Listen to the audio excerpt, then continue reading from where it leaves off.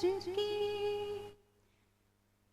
प्रभु तेरी शरण तज के शरण पानी कहाँ जाए।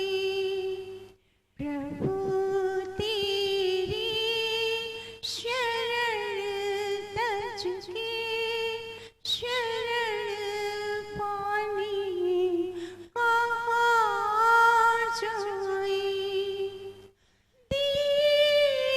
दुख दर्द दुनिया ने तो दीवानी कहाँ जाए। प्रभु तेरी शरण तज के शरण पानी कहाँ जाए। अगर भक्तों की भक्ति का भवन निर्माण हो जाए। अगर भक्तों की भक्ति का भवन निर्माण हो जाए। हमारी हर तमन्ना का हमारी हर तमन्ना का सफर आसान हो जाए।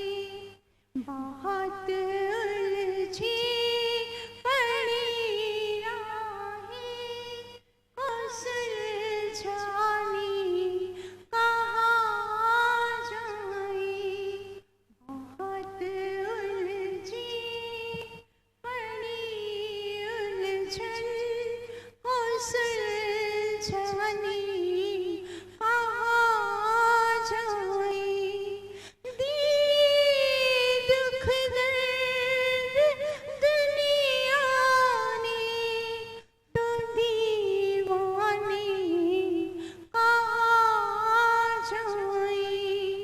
प्रभु तेरी शरण तज के शरण पानी कहाँ जाए।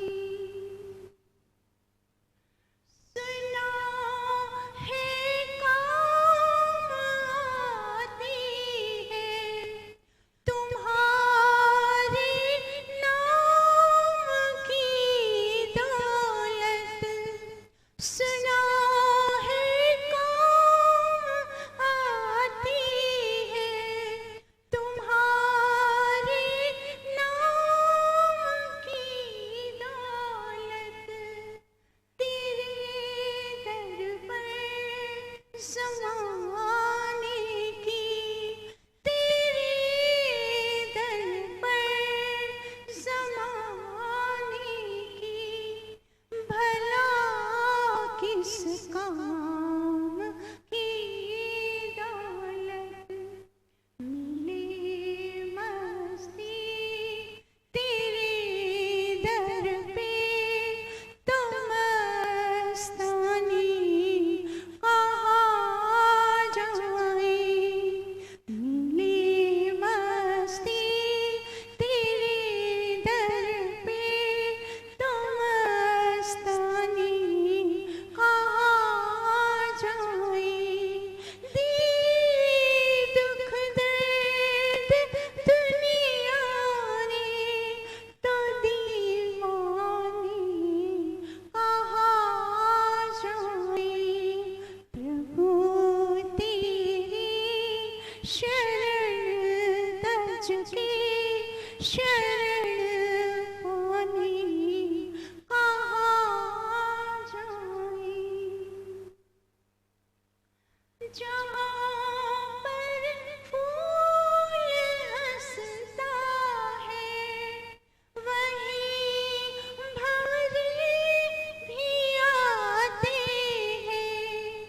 जहाँ पर फूल हंसता है वहीं भंवरे भी आते हैं। जहाँ दिलबर बसे उनका, जहाँ दिलबर बसे उनका, वहीं वो दिल लगाते हैं।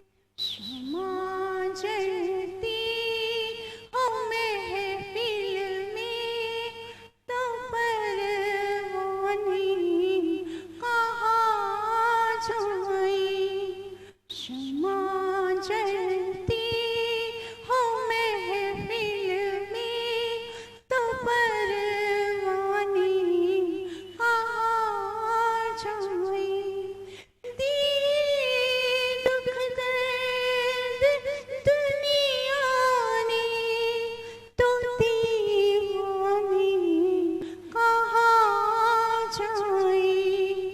प्रभु तेरी शरण तज के शरण पाने कहाँ जाएं।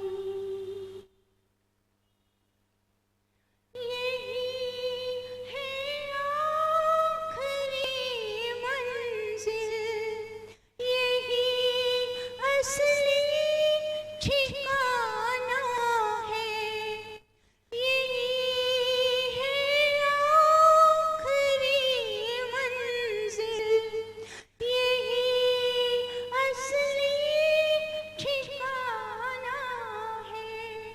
यही है दिव्य घर अपना, यही है दिव्य घर अपना।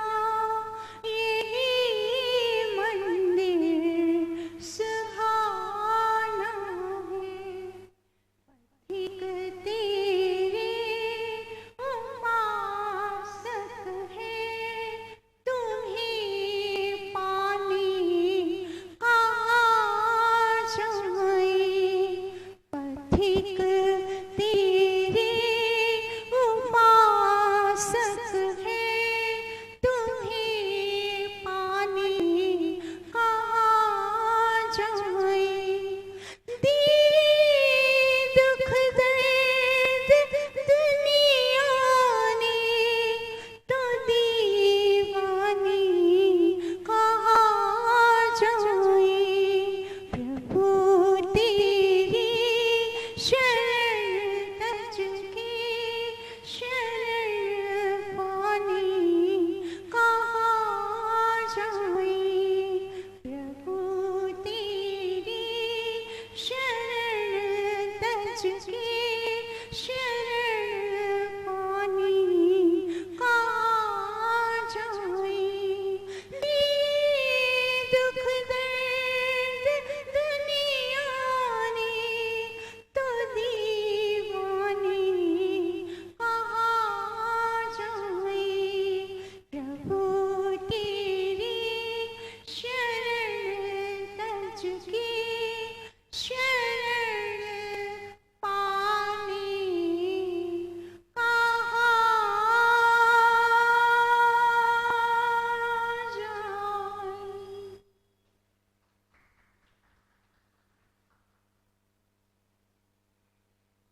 बड़ा ही सुंदर भजन।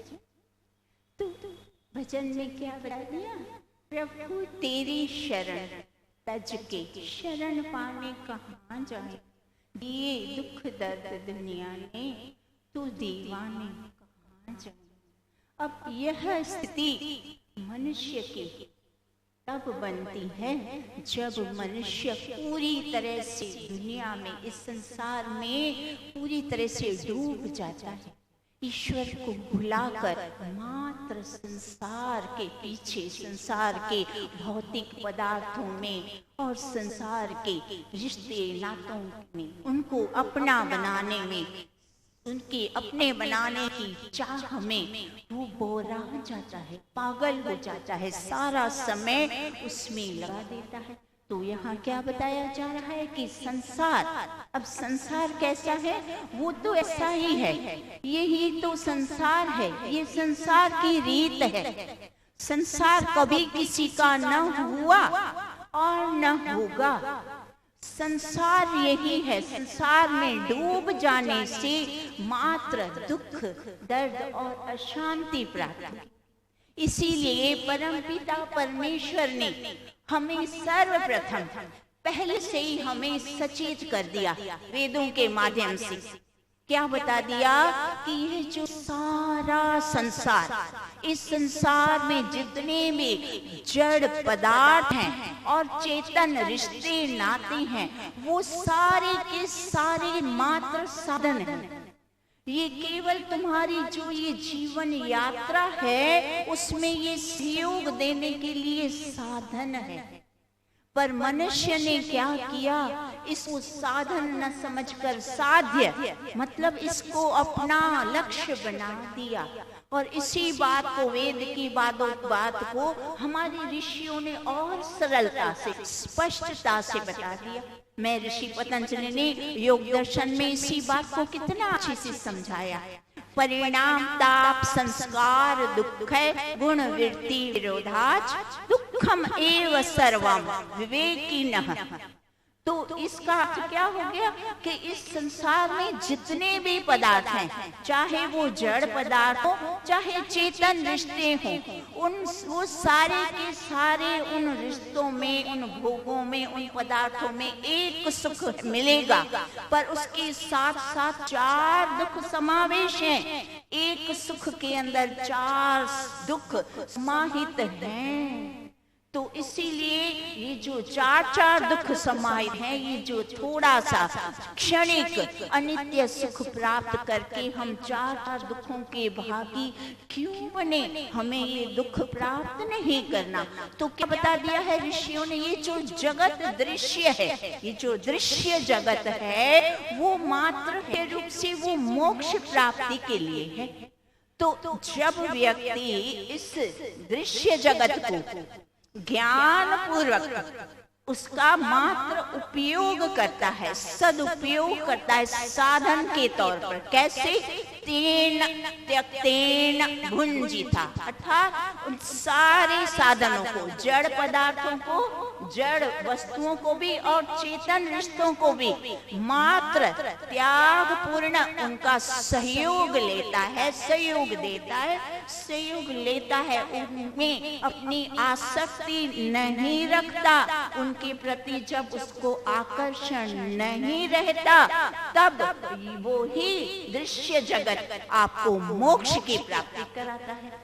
और जब अज्ञानवश व्यक्ति इन भोग पदार्थों के पीछे इनको एकत्र करने और इनको भोगने में सारा समय नष्ट करता है, इन रिश्ते नातों को अपना बनाने में जब लग जाता है, तब यही सारे रिश्ते नाते और पदार्थ इसको बंधन का कारण बनते हैं। जब सदुपयोग किया, साधन समझ के त्याग पूर्ण उपयोग किया, तब तो ये मोक्ष का कारण, यही आपको मोक्ष की ओर ले जाते हैं। और यही वस्तु, आप ध्यान दीजिए, वस्तु वही है, पदार्थ वही, रिश्ते नाते वही, मात्र हमारी सोच का अंतर है।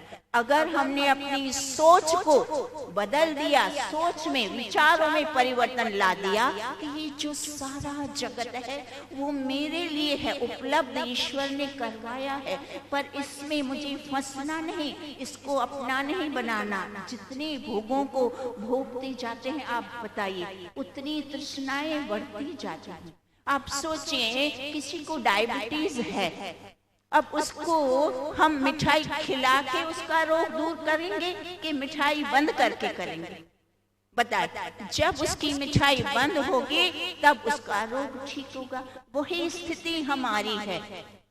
अगर हमें इन भोगों के प्रति अधिक भोगते भोगते भोगते हमारी इसमें इतना राग बन जाता है, इतने संस्कार बन जाते हैं और ऐसी आसक्ति हो जाती है कि फिर पता चलने के बावजूद भी कि इनमें दुख है, ये हमें दुख देते हैं, फिर भी वो उनको छोड़ नहीं पाता। और जब छोड़ना चाहता भी है कभी, वैराग्य अगर इस भजन के माध्यम से जब भजन में सुना, जब उसको थोड़ा क्षणिक वैराग हो भी जाता है तो भी वो छोड़ना उसको बड़ा कठिन लगता है, वो छोड़ नहीं पाता। इसीलिए इन भोगों को भोगने में सुख नहीं है, इनमें चार चार दुख समाहित है, इसको इन भोगों को त्यागना है। वैराग्यपूर्ण वैराग्य उत्पन्न कैसे होगा? वैराग्य उत्पन्न होता है तत्व ज्ञान से। तत्व ज्ञान, ये जो हम ज्ञान सुनते हैं, ज्ञान सुनने से हमारे अंदर विवेक उत्पन्न होता है और विवेक से वैराग्य उत्पन्न होता है। और उस वैराग्य, ये जो वैराग्य है वो मोक्ष प्राप्ति का, ईश्वर प्राप्ति का बहुत प्रमुख साधन है। उस वैराग्य को हमें बनाए रखना है, उसकी रक्षा करने के हेतु हमें क्या करना है? ये योगाभ्यास और लगातार निरंतर सत्संग, स्वाध्याय, शुभ कर्मों को निरंतर करते जाने से हमारा वैराग्य बना रहेगा। वो क्षणिक वैराग्य, जब हमारी परिस्थिति विपरीत होती है तब तो मनुष्य वैरागी बोलता है, संसार ऐसा वैसा तैसा मुझे नहीं चाहिए कुछ समय के लिए। और फिर जब परिस्थितियां थोड़ी अनुकूल होने लगती है, फिर वापस उन्हीं में रच जाता है, बच जाता है, उन्हीं भोगों में, उन्हीं रिश्तों नातों में फंस के मस्त हो जाता है और अपने लक्ष्य से दूर हो जाता है, भटक जाता है। इसीलिए इस वैराग्य को बनाए रखने के लिए हमें ये सत्संगों की प्रतिदिन हमेशा सत्संग और स्वाध्याय से जुड़े रहने का ये वैराग्य हमारा बना रहे।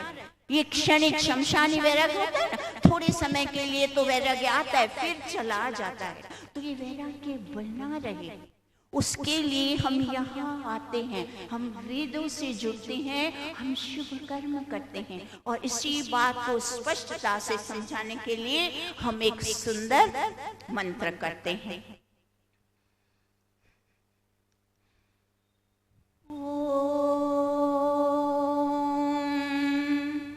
यो भूतं च भव्यं च सर्वं यश्चादितिष्ठति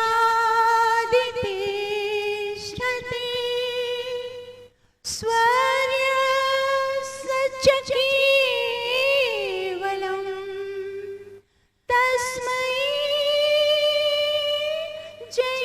ज्येष्ठाय ब्रह्मणे नमः। तस्मै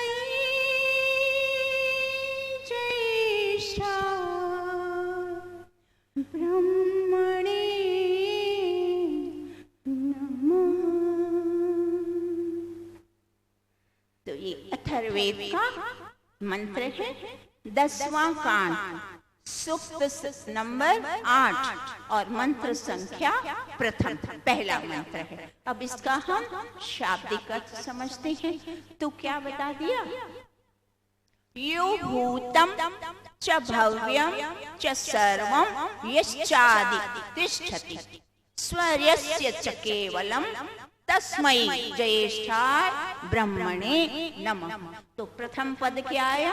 यो भूतम च भव्यं च, तो जो परमेश्वर है, भूतम अर्थात वर्तमान काल, भूतकाल जो व्यतीत हो गया, और ये जो वर्तमान काल जो चल रहा है, और जो भविष्य काल, तीनों काल, भूतकाल, वर्तमान काल और भविष्य काल, इन तीनों कालों की जो तीनों कालों में जो व्यवहार होते हैं, उन व्यवहारों को, सारे व्यवहारों को जो परमपिता परमेश्वर है वो यथावत जानता है। जैसा जैसा जो जो हो रहा है ठीक ठीक अच्छी प्रकार से वो जानता है। तो यो भूतम च भव्यम च सर्वं यश्चादितिष्ठति, सर्वम अर्थात सब जगत, सारे जगत का अधिष्ठाता स्वामी है। तो परमपिता परमेश्वर तीनों कालों के व्यवहारों को जानने वाला है, यथावत जानने वाला है, और उस सारे जगत का स्वामी है। वो कैसे?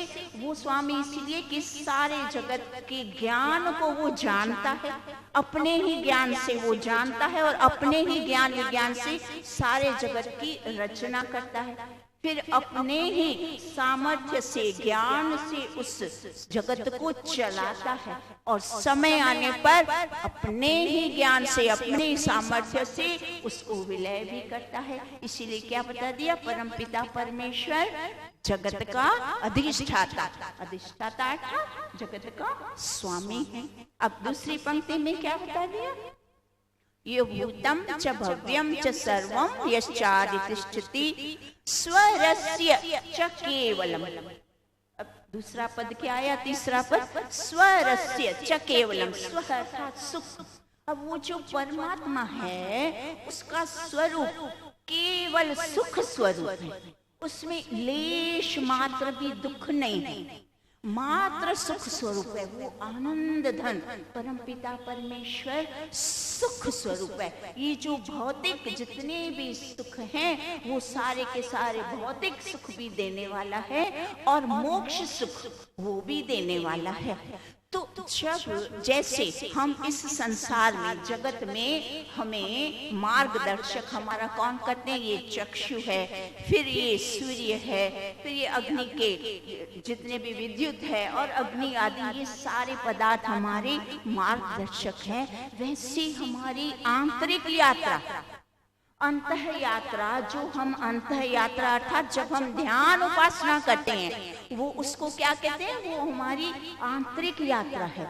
तो उस आंतरिक यात्रा में जीवात्मा केवलम, उसको कहते हैं केवलम, मात्र अकेला, वहाँ जीव अकेला होता है। ये जो वेदों का ज्ञान है, उपदेश है, जो जितना भी मार्गदर्शन है स्वाध्याय आदि का, वो कुछ दूर तक तो सहायता करता है, पर अंदर जब हमारी आंतरिक यात्रा शुरू होती है, जब हम ध्यान उपासना करते हैं, तब हम जीव मात्र अकेला होता है। उस वक्त परम पिता परमेश्वर, वो ईश्वर हमारा चक्षु बनकर हमारा मार्गदर्शन करता है।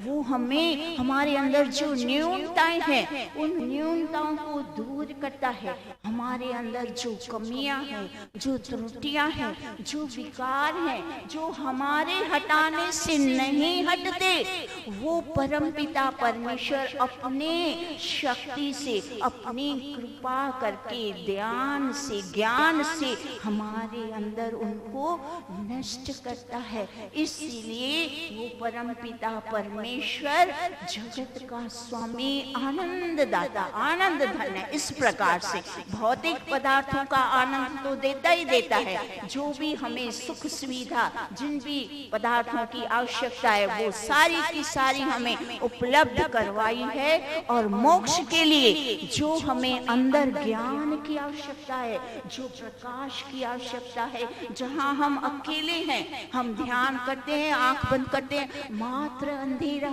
वहां मार्गदर्शक हमारा परमपिता परमेश्वर बनता है। इसीलिए उस परमपिता परमेश्वर को जगत का स्वामी मानते हैं, और उसी को ही हम फिर आगे अंतिम पद क्या आया? स्वरस्य च केवलम तस्मै ज्येष्ठाय ब्रह्मणे नमः। तस्मै, उस तस्मै अर्थात उस ज्येष्ठाय अर्थात सबसे बड़ा, जो सबसे श्रेष्ठ है, जो देखो शक्ति में भी सर्वशक्तिमान है, ज्ञान में भी सर्वज्ञ है, सारे समस्त प्राणियों को, सारे दुनिया के संसार में किसका ज्ञान? ईश्वर के ज्ञान से ही समस्त संसार चलता है। तो वो ज्ञान से, बल से और अनेक प्रकार के सारे सामर्थ्यों में वो बड़ा है, सबसे बड़ा है, इसीलिए उसको ज्येष्ठ बोला गया। वो ईश्वर सब हर तरह से बड़ा है। तो ब्रह्मणे अर्थात ब्रह्म, उस बड़े ब्रह्म को नमः। हम सब, हमारे सबका क्या है, अति प्रेम पूर्वक प्रीति पूर्वक हमारा उस ईश्वर को नमस्कार। अब क्या बता दिया पूरे इसमें मंत्र में, इसका जो हम सार समझे तो सार क्या बता दिया, जो परम पिता परमेश्वर है वो यो भूतम, भूतम अर्थात भूतकाल, हमारे भूतकाल के कर्मों को भी जानता है। देखो भूतकाल के कर्मों को जानकर ही उसने हमें ये जो वर्तमान जीवन में हमें जो जाति भोग और आयु मिला है वो किस आधार पे दिया है ईश्वर ने, हमारे भूतकाल के कर्मों के आधार पर। उसको पता है कि हमारे भूतकाल के कर्म कौन से थे, उस आधार पर उसने हमें ये वर्तमान जीवन दिया। तो हमने भूतकाल में शुभ कर्म किए थे, पर्याप्त अच्छे कर्म किए थे, इसीलिए हम यहाँ इतने सुंदर दिव्य मंदिर, ये क्या है आर्य समाज, आज हमने क्या सुना भजन में, यह हमारा दिव्य मंदिर है, ये हमारा अंतिम ठिकाना है जहाँ हमें मोक्ष की प्राप्ति हो सकती है, जहाँ वेदों का ज्ञान प्राप्त करके और हम मोक्ष को प्राप्त कर सकते हैं, यही हमारा अंतिम ठिकाना है। तो यहाँ हम सज धज के हमें ईश्वर ने वर्तमान जीवन दिया हमारे पूर्व के शुभ कर्मों के आधार पर। अब हमारा ये जो वर्तमान जीवन है ये हमारे हाथ में है। इस वर्तमान जीवन में हम जितने अधिक शुभ कर्म करने हैं, हमें क्या बताया जा रहा है ये मंत्रों और भजनों के माध्यम से कि अतिशय अधिक से अधिक शुभ कर्म करने हैं। भौतिक साधनों का मात्र उपयोग करना है, उनका त्याग पूर्ण उपयोग करना है, उसमें आसक्ति नहीं बनानी, उसको अपना बनाने के चक्कर में ये मेरा पुत्र, ये मेरी बेटा, ये मेरी बहू, ये मेरा घर, मेरा बंगला, मेरा पद, मेरा प्रतिष्ठा, ये इन सब चक्करों में मोह में व्यक्ति अपने लक्ष्य से भटक जाता है। हमें अपने लक्ष्य को बनाए रखना है, इन साधनों के चक्कर में फंसना नहीं है, साधनों का मात्र लाभ लेना, साधनों का लाभ लेकर अपने लक्ष्य तक पहुंचना है। अपने लक्ष्य से भटक गए तो समझो गए, हमें लक्ष्य से नहीं भटकना। ये इतना सुंदर मानव जीवन हमें मिला है कि हम अपने इन साधनों का उपयोग करके लक्ष्य तक पहुंचे। और आगे क्या बता दिया, एक छोटे से 5 मिनट हमारे पास है तो एक रोचक हम इसका दृष्टांत समझते हैं कि ये जो ईश्वर हमें बार बार बताया जाता है कि ईश्वर को नमस्कार करो, ईश्वर का ध्यान उपासना करे, तो ईश्वर का स्मरण, तो इसका सीधा सीधा तात्पर्य जो सरल भाषा में हम सामान्य मनुष्य समझे तो प्रत्येक कार्य, हम जो भी कार्य करते हैं वो ईश्वर के नाम से, ईश्वर की याद से, ईश्वर को याद करके, उसको स्मरण करके और फिर सारा का सारा श्रेय उसको दे करके फिर हम उस कार्य को, जब कर्म को करते हैं तो उस कर्म में, उस कार्य में हमें अवश्य में सफलता मिलती है। तो इस बात को हम थोड़ा इस रोचक दृष्टांत से अच्छी तरह से समझ पाते हैं। तो महाभारत का युद्ध चल रहा था, तब दुर्योधन जाके भीष्म पितामह को जाके जोर से फटकारा और कहा, आप कहने के लिए तो हमारे पक्ष में हैं, कहने की खातिर तो आप हमारे पक्ष में हैं और हमारे लिए युद्ध लड़ रहे हैं, पर देखो वहां पांडवों का तो कुछ हो ही नहीं रहा, उनको तो कोई हानि नहीं हो रही, उनको कुछ भी नहीं हो रहा, उनका अर्जुन तक भी अभी तक जीवित है। जब इस तरह भीष्म पितामह को बार बार कठघरे में खड़ा कर देता दुर्योधन, तो भीष्म को बड़ा क्रोध आया और उसने क्रोध में आकर प्रतिज्ञा कर लिया। क्या प्रतिज्ञा की कि कल के युद्ध में या तो मैं अर्जुन को नष्ट करूंगा, मार दूंगा, या तो मैं अपनी जीवन लीला समाप्त कर दूंगा। ये प्रतिज्ञा उसने कर ली। जब यह प्रतिज्ञा सबने सुनी, कृष्ण ने सुनी, तो खलबली मच गई। कृष्ण जब रात को लेटे सोए तो उनकी नींद ही नहीं आ रही थी। जब व्यक्ति को नींद नहीं आती है तो स्वाभाविक है, फिर वो क्या करता है, उठकर चहलकदमी करता है। तो कृष्ण उठ के और चहलकदमी करने लगे। जब चहलकदमी करने लगे तो सोचने लगे कि जब मुझे इतनी चिंता हो रही है, मुझे नींद नहीं आ रही है, तो जिसको मारने वाला है अर्जुन, उसको कितना दुख होगा, वो कितना बेचैन और चिंतित होगा। जाओ जरा मैं जाकर देखूं। तो उसने जाकर के, कृष्ण गए अर्जुन के कक्ष में और वहां जाकर के क्या देखते हैं, वहां देखते हैं कि अर्जुन चादर तान कर, खराटे मारकर और गहरी नींद में सो रहा है। कृष्ण को बड़ा आश्चर्य हुआ, बड़ा विस्मय से वो सोचा कि मैं जो ये बात सुनकर मुझे नींद नहीं आ रही है, मैं इतना बेचैन हूँ, और जिसको मारने वाला है वो इतना निश्चिंत होकर के खराटे मारकर चादर तान के सो रहा है। कृष्ण ने उसको झकझोर के उठाया और बोला, तुम्हें किसी बात की चिंता है कि नहीं? तब अर्जुन हड़बड़ा कर बोले, किस बात की? अरे पागल, ये भीष्म ने कल तुम्हें प्रतिज्ञा करी है तुम्हें युद्ध में मारने की, तो तुम्हें कोई चिंता नहीं। तब अर्जुन क्या बोलते हैं, भगवान जिसको चिंता करनी है वो तो चिंता कर रहा है, फिर मुझे चिंता करने की आवश्यकता नहीं है, क्योंकि भगवान आप चिंता कर रहे हैं मेरी, फिर मैं चिंता क्यों करूं? मेरा काम है कर्म करना, वो तो मैं अवश्य करूंगा, मैं कर्म करूंगा, पर मैं चिंता क्यों करूं? मैंने तो सब कुछ आपको सौंप दिया है, तो मेरी चिंता आप ही करते हैं।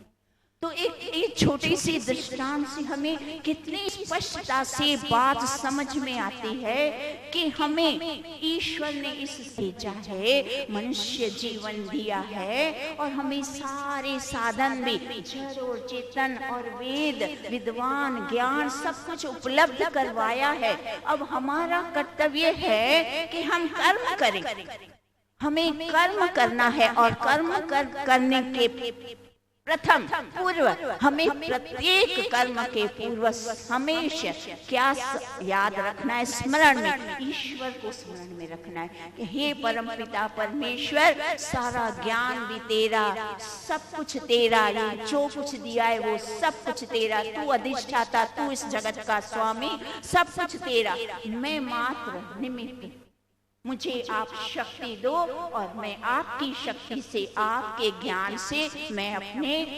लक्ष्य को प्राप्त हो जाऊं, मैं मोक्ष को प्राप्त हो जाऊं, आपके आनंद को मैं प्राप्त करना चाहता हूं। जब इस तरह से हम प्रत्येक कार्य करते हैं तब हमें सफलता अवश्य में मिल जाएगी। तो इसका इतना सुंदर हमने अर्थ भी और सार भी मंत्र का सुन लिया। तो आगे का हमारा समय भी हो चुका है, आगे का हम अगली कक्षा में अगले मंत्र के माध्यम से समझेंगे।